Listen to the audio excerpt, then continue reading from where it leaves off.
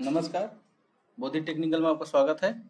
आज हम लोग शुरू करने वाले हैं 3 फेज इंडक्शन मोटर का प्रैक्टिस टेस्ट सॉल्यूशन नंबर 2। तो चलिए शुरू करते हैं आज का लेसन। अगर मेरे चैनल पे आप नए हैं तो चैनल को सब्सक्राइब करिए, वीडियो को लाइक करिए तथा दोस्तों को शेयर करिए। तो चलिए शुरुआत करते हैं। सबसे पहला प्रश्न है, खाली स्थान में प्रेरण मोटर की प्रारंभिक धारा होगी मतलब उच्च होगी। ये पूछ रहा है कि ये स्टार्टर का नाम दिया हुआ है कि ये जो स्टार्टर है उसमें सबसे ज्यादा जो प्रारंभिक धारा होगा वो किस में होगा। DOL direct online, auto transformer, star delta या उपरोक्त सभी में ज्यादा होगा। तो इसमें थोड़ा सा हम बताना चाह रहे हैं कि जैसे देख रहे हैं कि एक नाम है इसमें, इसको थोड़ा इस ढंग से समझते हैं कि कोई भी जो इंडक्शन मोटर होता है उसको जब आप बिना स्टार्टर को जो स्टार्ट करेंगे तो वो जो है ना लगभग 5 से 7 गुना रेटेड करंट का वो मतलब अपनी ओर खींचता है। समझ रहे हैं ना। मान लीजिएगा अगर उसका रेटेड करंट 5 एम्पियर है तो लगभग 25 से लेकर के 35 एम्पियर तक वो स्टार्टिंग करंट लेगा अगर आप स्टार्टर का इस्तेमाल नहीं कर रहे हैं। ठीक है। और ये जो नाम है ना direct online, auto transformer starter, star delta starter, ये सब स्टार्टर है। इनका काम क्या है, ये स्टार्टिंग करंट को जो स्टार्टिंग करंट ले रहा है ना 25 से 30 एम्पियर उसको मिनिमाइज करना। बेसिकली ये क्या करता है, स्टार्टिंग वोल्टेज को कम कर देता है जिसके कारण क्या होता है, करंट कम हो जाता है। लेकिन इसमें जो है ना एक स्टार्टर ऐसा है जो कि वोल्टेज को कम नहीं करता है, सिर्फ क्या करता है ना कि ऑन ऑफ, और इसमें इस स्टार्टर में एक दो जो है रिले लगे होते हैं। जैसे ये होता है नो वोल्टेज कॉइल, एक है ये रिले है एक तरह से जो कि नो वोल्टेज पे ये क्या करता है, ट्रिप कर जाता है। और एक होता है ओवरलोड रिले, एक होता है ओवरलोड रिले जो कि इस DOL में फिट रहता है, जो कि ओवरलोड के टाइम में ये ट्रिप कर जाता है। बाकी का जो कनेक्शन DOL का जो होता है वो डायरेक्ट, इसका नाम ही है डायरेक्ट ऑनलाइन, मतलब जो सप्लाई आ रहा है उसी सप्लाई को भेज देगा। ठीक है। सिर्फ क्या करता है, स्विच को ऑन ऑफ करने में आसानी होता है, बस यही समझिए। तो इसका जो आंसर होगा ना, इसका आंसर होगा ए। क्यों? क्योंकि ये डायरेक्ट ऑनलाइन स्टार्टर है। ये अब कोई वोल्टेज को कम नहीं करेगा, कोई करंट को कम नहीं करेगा। ठीक है। तो इसलिए इसको बोला जाता है कि जब ये जो DOL स्टार्टर है सिर्फ 5 HP जो मोटर होता है उसी तक हम इस्तेमाल करते हैं। इससे ज्यादा जो बड़ा मोटर होगा उसमें आप इस्तेमाल नहीं कर पाएंगे। क्यों? क्योंकि डायरेक्ट करंट जो जितना सप्लाई आ रहा है उतना सप्लाई ये भेज देता है, मोटर को दे देता है। ठीक है। इसलिए इसको क्या करते हैं, 5 HP मोटर तक ही इस्तेमाल करते हैं। ठीक है। तो इसमें जो होगा, इसका जो आंसर होगा, इसका आंसर होगा ये। चलिए अब नेक्स्ट प्रश्न देखते हैं। कॉगिंग को दूसरे नाम से जाना जाता है। कॉगिंग को दूसरे नाम से जाना जाता है मतलब कौन सा और नाम है जिसको कॉगिंग को जाना जाता है, तो उसका है टीथ लॉकिंग। इसका जो आंसर है सी है। अब इसमें थोड़ा सा हम ऑप्शन को समझ लेते कि इस जो टर्म लिखा हुआ है ये टर्म क्या है। ये हंटिंग जो है ये सिंक्रोनस मोटर से संबंध रखता है। सिंक्रोनस मोटर से संबंध रखता है। क्रॉलिंग जो है, क्रॉलिंग भी एक इंडक्शन मोटर का ही घटना है, पर ये क्या है ना कि जब इंडक्शन मोटर जो है अपना रेटेड स्पीड से 1/7 स्पीड से चलने लगता है तो उसको बोला जाता है क्रॉलिंग। लेकिन हम यहाँ सिर्फ भी बात करेंगे कॉगिंग पे कि कॉगिंग को दूसरा नाम क्या है, तो टीथ लॉकिंग उसको बोला जाता है। ठीक है। चलिए अब प्रश्न नंबर 3 पे चलते हैं। 3 नंबर कहता है, क्या कारण है कि 3 फेज मोटर में रोटर उसी दिशा में घूमता है जिस दिशा में मोटर का चुंबकीय क्षेत्र घूमने वाला क्षेत्र। ये क्या कारण है, मतलब ये बेसिकली ये नियम पूछना चाह रहा है कि कौन सा नियम है जिससे हमारा जो ज्ञात किया जाता है कि सिंक्रोनस स्पीड जो है जिस डायरेक्शन में उसी डायरेक्शन में रोटर का भी स्पीड होता है, रोटर का भी घूर्णन होता है। तो वो जो नियम जिस नियम से वो पता किया जाता है उसको कहा जाता है लेंज का नियम। इसलिए इसका आंसर होगा बी। इसमें क्या होता है ना, जब आप 3 फेज इंडक्शन मोटर को जब आप सप्लाई देते हैं तो जो रोटर में बाइंडिंग है वो क्या करता है, एक मैग्नेटिक फील्ड उत्पन्न करता है जिसका नेचर जो होता है क्या होता है, मैग्नेटिक फील्ड का जो नेचर होता है वो रोटेटिंग होता है, जिसका स्पीड होता है एनएस, मतलब सिंक्रोनस स्पीड से बोला जाता है कि ये जो मैग्नेटिक फील्ड है वो सिंक्रोनस स्पीड से घूम रहा है। अब ये क्या है, ये स्पीड से घूम रहा है, ये है रोटर आपका, ये रोटर है, रोटर में कंडक्टर है, ऐसे समझिए, ये रोटर में क्या है, कंडक्टर है। अब जब वो सिंक्रोनस स्पीड से उसका मैग्नेटिक फील्ड जब रोटेट कर रहा है तो क्या होगा, कंडक्टर, रोटर के कंडक्टर को काटेगा, रोटर के कंडक्टर में भी ईएमएफ उत्पन्न हो जाता है, जो कि लेंज के नियम से जिस डायरेक्शन में जो सिंक्रोनस स्पीड है, जिस डायरेक्शन, मान लीजिए डायरेक्शन सिंक्रोनस स्पीड का है, उसी डायरेक्शन में क्या होता है, ये जो है रोटर का भी स्पीड हो जाता है, मतलब घूर्णन हो जाता है। तो ये जो किस नियम से ज्ञात किया जाता है, तो ये इसका जो आंसर है, इसका आंसर है बी, लेंज के नियम से। ठीक है, चलिए नेक्स्ट है, नेक्स्ट कह रहा है एक 3 phase 4 pole induction motor 440 volt 50 hertz supply पर प्रचालित होता है। यदि मोटर का वास्तविक गति कितना है, 1440 आरपीएम है, तो स्लिप क्या होगा, स्लिप क्या होगा। इसमें क्या क्या दिया हुआ ये हम पहले समझ लेते हैं। हमारा पी दिया हुआ है, पी कितना बोल रहा है, 4 पोल बोल रहा है। वोल्टेज दिया हुआ है, वोल्टेज से यहाँ पे कोई लेना देना नहीं है। एफ दिया हुआ है 50 हर्ट्ज है। ठीक है, अब इसको समझिए कि एन एस बराबर जो फॉर्मूला होता है वो होता है, हाँ एक चीज और, एस बराबर, हम क्योंकि एस निकालना, एस से चलते हैं, एस बराबर होता है N S minus N R बटा एन एस। अब देखिए एन आर तो हमारा दिया हुआ है, कहिए कैसे दिया हुआ है, एन आर हमारा दिया हुआ है, देखिए एन आर क्या दे रहा है, मोटर का वास्तविक गति, वास्तविक गति कितना है, एन आर जो है कितना, 1440 आर पीएम है। ठीक है, अब हमको एन एस निकालना है, एन एस बराबर फॉर्मूला क्या होता है, 120 एफ बटा पी। जब आप इसको कैलकुलेशन करेंगे ना, इसको फॉर्मूला रख करके, तो अब कर ही देते हैं, छोड़िए हटाइए, 120 गुने एफ का मान कितना है 50 बटा पी का मान है 4। अब काटेंगे तो 30 हो जाएगा, 30×5 लगभग 1500, ये लगभग नहीं 1500 आ जाएगा, मतलब एनएस का मान जो हो गया ये आ गया 1500। ठीक है, अब फॉर्मूला को पुट कर दीजिए, पुट करिएगा तो ऐसे आ जाएगा, ये 1500 माइनस 1440 बटा 1500। अब ये आ जाएगा, डिफरेंस करेंगे 60 बटा 1500, 25 छक्का 150, नहीं कितना होगा, पहले जीरो काट दीजिए, ये 25 आ जाएगा, 25 आ जाएगा। अब यहाँ आ गया हमारा एस बराबर क्या है, A1 बटा 25, एस बराबर आ गया कितना 1 बटा 25। जब इसको आपको देखिए आंसर जो दिया हुआ है परसेंटेज में दिया हुआ है, तो इसको परसेंटेज निकालना पड़ेगा। परसेंटेज निकालने के लिए 1 बटा 25 को 100 से आपको गुना करना पड़ेगा, करेंगे तो 4, ये आंसर हो जाएगा 4%। ठीक है, इसमें हमारा क्या क्या दिया हुआ था, पी दिया हुआ था, एफ दिया हुआ था, देखिएगा पी दिया हुआ था, एफ दिया हुआ था, एन आर दिया हुआ था, हमको चाहिए क्या था, एन एस चाहिए था। एन एस हम फॉर्मूला लगा के निकाल लिए, फिर वैल्यू को जो पुट किए तो हमारा जो सबसे पहला आया वो हमारा आया स्लिप, स्लिप को फिर हमको कन्वर्ट करना पड़ा इसको परसेंटेज में, परसेंटेज में कन्वर्ट करने के लिए 100 से गुना करना पड़ता है। ठीक है, अब नेक्स्ट हम देखते हैं। चलिए, आपके लिए एक आवश्यक सूचना है कि बोधि टेक्निकल ऐप जो है एक 9 रुपये में कोर्स लेकर के आया है, उसको आप बोधि टेक्निकल ऐप डाउनलोड करके उसको आप इस्तेमाल कर सकते हैं। बोधि टेक्निकल, इस कोर्स को इस्तेमाल करने के लिए प्ले स्टोर से बोधि टेक्निकल ऐप डाउनलोड करिए और उसमें एक 29 रुपये वाला कोर्स है, उस पर जाइएगा तो एक कूपन खोजेगा, कूपन का जब आप कोड इस्तेमाल इतना करेंगे तो जो कोर्स है वो 29 रुपये वाला जो कोर्स है वो 9 रुपये में होगा। बेसिकली हमको मतलब था इसको फ्री में देने का, मेरा इंटेंशन था कि इसको फ्री में दिया जाए, पर फ्री में इसलिए नहीं दिया जाए क्योंकि फ्री का जो वैल्यू होता है ना, वैल्यू आप नहीं कर पाएंगे, मतलब कोई फ्री में कुछ मिलता है तो उसको वैल्यू नहीं कर पाता है। ठीक है, इंपॉर्टेंस नहीं देता है, तो इसलिए हुआ कि नहीं एक मिनिमम प्राइस रखा जाए ताकि लोगों को लगे कि हमारा जो है इसमें कुछ अमाउंट कंट्रीब्यूशन है।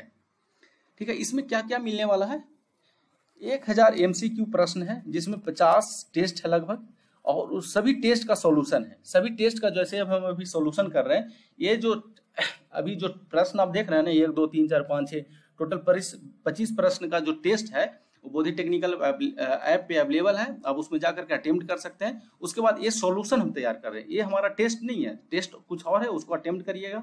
उसमें जो है 20 मिनट का टाइम दिया जाता है 25 प्रश्न सोल्व करने के लिए, उसमें पता चलेगा कि आप कितना एफिशिएंट है। बाकी वो जो टेस्ट कंडक्ट करने के अटेम्प्ट करने के बाद आप इस वीडियो को फिर आप देखेंगे तो पता चलेगा कि उसका जो आप आंसर बताए हैं ना उसका क्या आंसर है और आपका जो गलत आंसर है उसका क्या आंसर है। ठीक है, चलिए आप नेक्स्ट शुरू करते हैं। नेक्स्ट है 5 नंबर प्रश्न, किस कारण से 3 फेज इंडक्शन मोटर के साथ star delta auto transformer starter प्रयोग किया जाता है?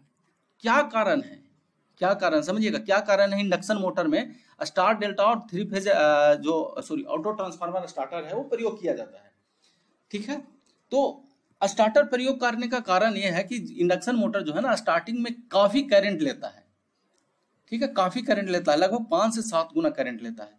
उसको मिनिमाइज करने के लिए, उसको कम करने के लिए, ठीक है, स्टार्टर का प्रयोग किया जाता है। तो इसका आंसर देखिए आप सी मिल रहा होगा कि वे स्टार्टिंग के समय पूर्ण लोड धारा का 5 से 7 गुना लेते हैं, इसलिए स्टार डेल्टा और ऑटो ट्रांसफार्मर इस्तेमाल किया जाता है। यहाँ पर एक सवाल आएगा डीओएल क्यों नहीं, डीओएल क्यों नहीं, क्योंकि इसका चर्चा हम पहले ही कर चुके हैं कि डीओएल डायरेक्ट ऑनलाइन है, ये धारा को कम नहीं करता है, ये डायरेक्ट सप्लाई कर देता है।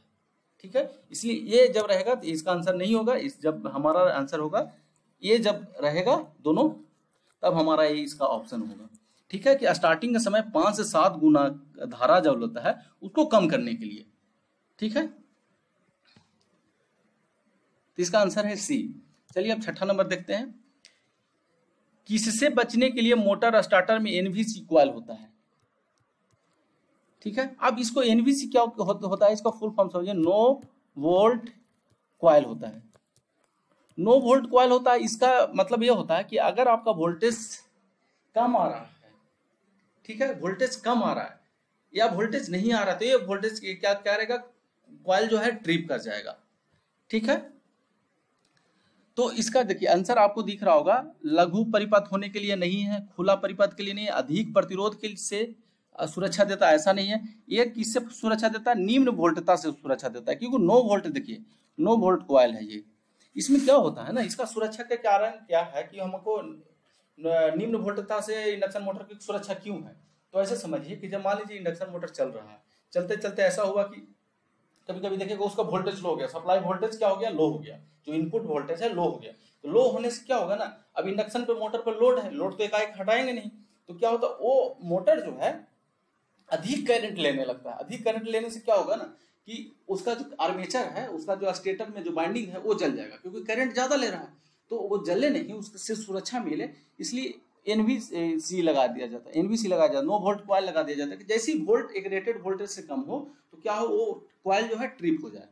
तो इस सुरक्षा जो देता है ना वो नो वोल्ट निम्न वोल्टता से सुरक्षा देता है। ठीक है, नेक्स्ट प्रश्न है 7वां, एक 6 ध्रुव त्रिकलीय कुंडली में 400 वोल्ट 60 हर्ट्ज एसी सप्लाई देने पर उत्पन्न चुंबकीय क्षेत्र की गति क्या होगी? इसका सिंपल फॉर्मूला है, ये होता है NS बराबर होता है 120 F/P। आप इसको फॉर्मूला रख करके कैलकुलेट कर सकते हैं। ये हो जाएगा 120 गुने F का मान कितना है, फ्रीक्वेंसी कितना है, 60 हर्ट्ज है, और P है 6 पोल, 6 पोल। ठीक है, इसका जो आंसर होगा वो होगा 1200 RPM। आंसर है इसका बी। चलिए नेक्स्ट देखते हैं, बहुत आसान सवाल था ये। नेक्स्ट देखते हैं,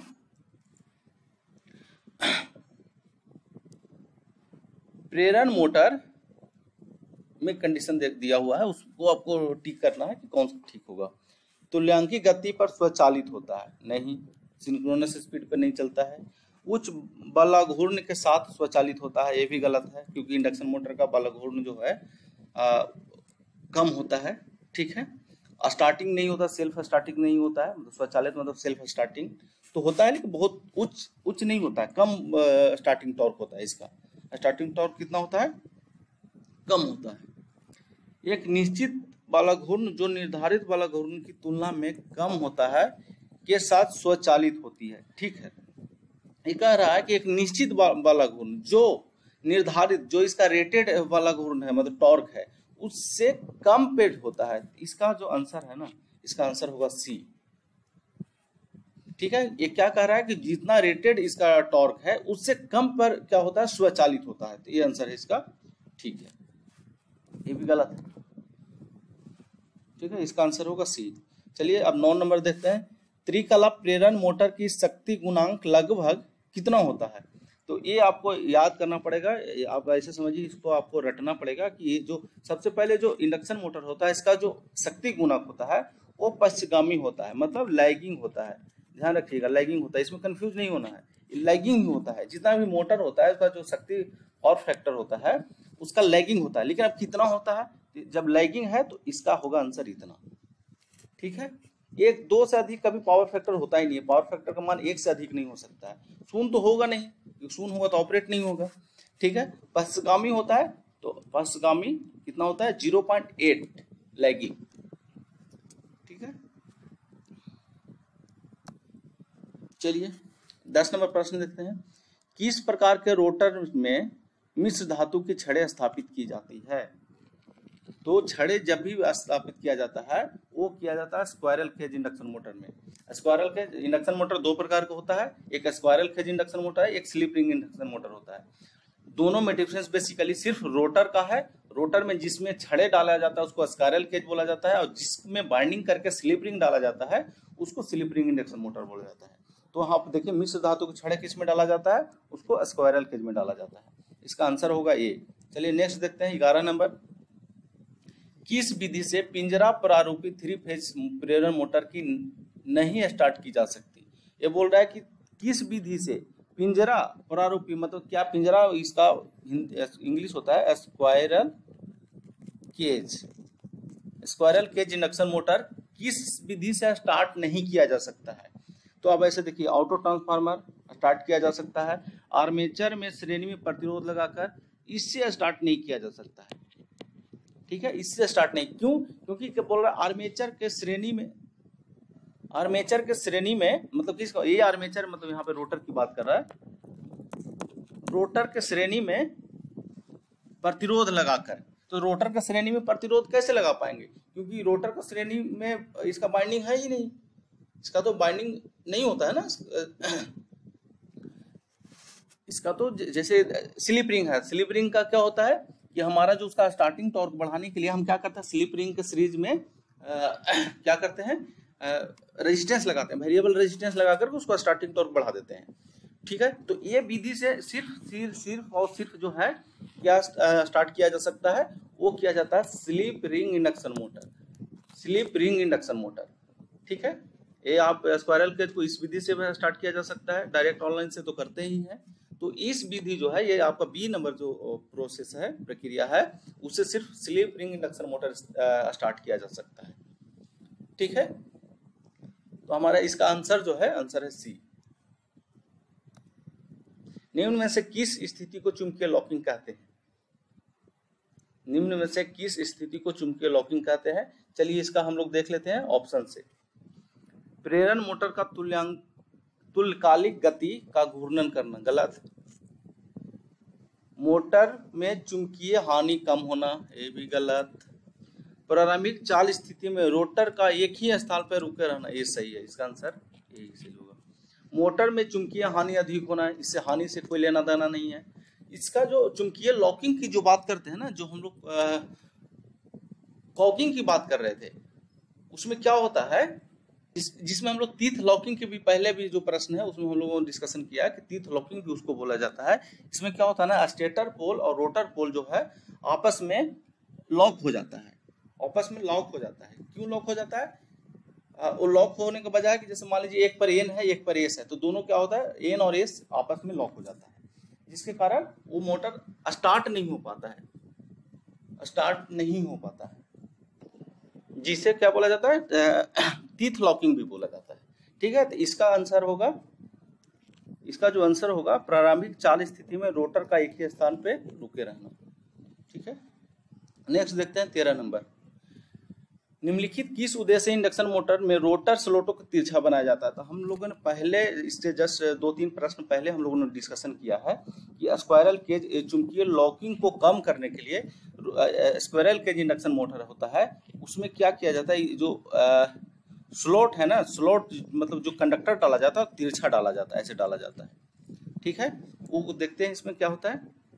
रोटर को वजनदार बनाने के लिए गलत है, डिस्ट्रीब्यूशन फैक्टर को कम करने के लिए, बढ़ाने के लिए गलत है, मोटर में चुंबकीय कम करना, चुंबकीय मतलब क्या करना, चुंबकीय लॉकिंग कम करना,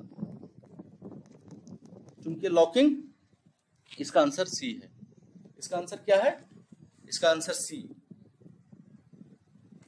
मतलब आप समझ सकते हैं निम्नलिखित किस उद्देश्य से इंडक्शन मोटर में रोटर स्लॉट को तिरछा बनाया जाता है। रोटर स्लॉट जो है, स्लॉट है, उसको किस कारण से तिरछा बनाया जाता है, तो मैग्नेटिक लॉकिंग को कम करने के लिए। ठीक है,